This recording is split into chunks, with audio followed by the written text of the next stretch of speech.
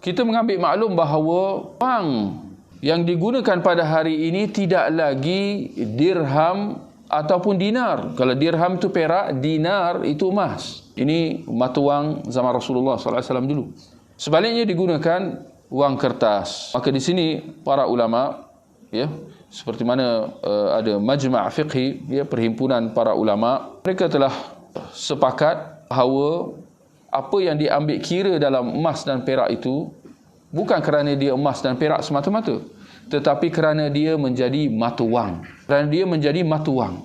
Justru pada hari ini ketika mana emas perak tidak lagi digunakan dan digunakan ialah wang kertas mengambil alih, maka wang kertas itu juga ada zakat yang perlu dikeluarkan. Kerana pada hari ini dia telah mengambil alih tempat emas dan perak itu yang digunakan pada zaman dahulu. Maka persoalan, adakah wang kertas nak digunakan nisab emas ataupun perak? Sebab wang kertas tu dia emas pun tidak, perak pun tidak, dia kertas. Sedangkan kalau kertas itu sendiri, kertas ada zakat atau tidak? Tak ada. Emas, kalau kita kata emas, maka hendaklah simpanan seorang itu sampai RM25,000 baru ada zakat. Kalau RM25,000, berapa nisab perak tadi? RM2,000. Jurang yang besar atau tidak? Besarlah. Satu RM25,000. Satu lagi apa?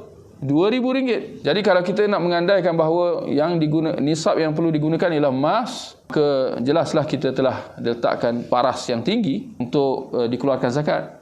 Jawapan dia ialah apa yang lebih bermanfaat bagi asnaf, kaum fakir miskin. Justru kalau kita lihat, kalau diambil kira nisab perak lebih bermanfaat berbanding kalau nak ditetapkan jumlah RM25,000 tadi. Barangkali tak pernah sampai-sampai pun bagi sebahagian orang. Sedangkan duit ni barangkali lebih daripada RM2,000 tapi tak sampai RM25,000.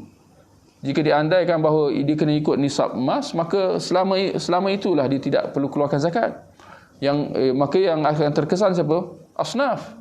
Maka kaedahnya ialah apa yang paling bermanfaat bagi asnaf, itulah yang harus dipilih. Justru kalau yang lebih bermanfaat digunakan nisab perak, maka digunakan nisab perak.